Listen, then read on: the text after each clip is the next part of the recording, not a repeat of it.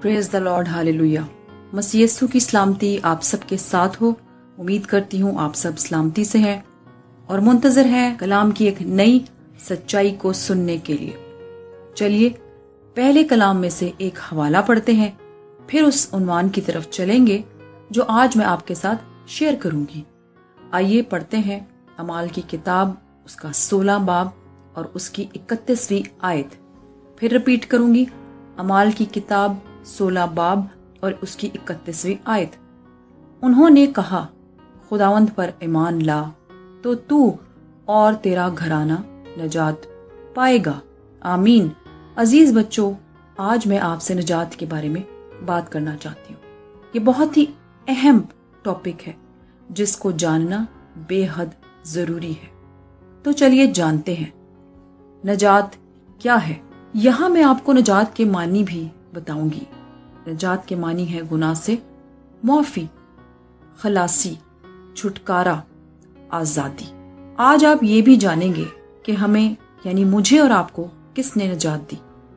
शायद बहुत से सुनने वाले बच्चे इस हकीकत को पहले से ही जानते होंगे, लेकिन कुछ को शायद बहुत कम। जिस शख्सियत ने हमें नजात दी वो नाम है यीशु मसीह। हालेलुया। खुदा की तारीफ हो जो हमसे बेहद प्यार करता और फिक्र करता है। इसीलिए उसने अपने इकलौते बेटे यीशु को मेरी और आपकी खातिर इस दुनिया में भेजा।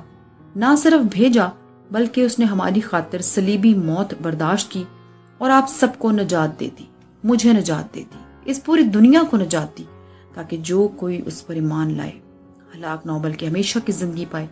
ये नजात जो हमें मुफ्त मिली, बगैर किसी बोझ को उठाए, बगैर कोई काम किए, बगैर किसी मेहनत और एफर्ट के हम इसके हकदार बन गए।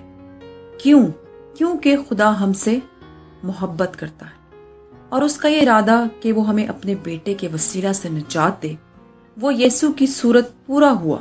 क्या ही भला प्लान है खुदा का तमाम दुनिया के लिए कि जो कोई उसके बेटे यीशु पर ईमान लाए वो निजात पाए।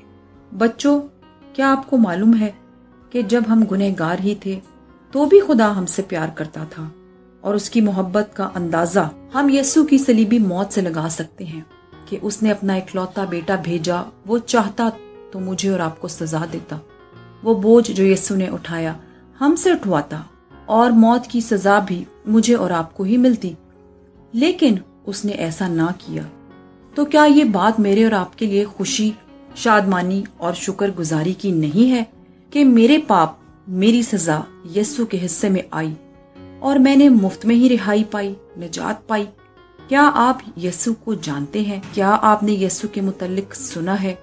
तो क्या आप उसको अपना निजात दहिंदा मानते हैं, उससे प्यार करते हैं और ये इरादा करते हैं कि हम अपनी जिंदगी अपने निजात देने वाले की मर्जी के मुताबिक और उसके लिए गुजारें, ताकि खुदा का वो मंसूबा जो वो हमारी जिंदगियों में रखता है कि हम ना सिर्फ नजात पाएं बल्कि हमेशा की जिंदगी में भी दाखिल हों। यहाँ मैं एक और हवाला पढ़ूंगी, यूहन्ना की इंजील 6 बाब और उसकी जो वर्स है आयत 47। मैं तुमसे सच कहता हूँ कि जो ईमान लाता है हमेशा की जिंदगी उसकी है। आमीन। फिर से पढ़ूंगी, मैं तुमसे सच कहता हूँ कि जो ईमान लाता है हमेशा की जिंदगी उसकी है। तो क्या आप ईमान लाते हैं कि यीशु मसीह ही आपका निजात देने वाला है? अगर ईमान रखते हैं तो हमेशा की जिंदगी भी आपकी है।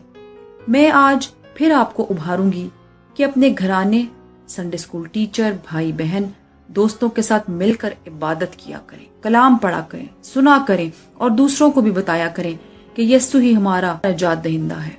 खुदावंद से फजल मांगे, वो पाक रूह की मदद से आपको सिखाएगा और कामिल ईमान भी बख्शेगा। आमीन। उम्मीद करती हूँ आज के हवाला से आपने बरकत पाई होगी।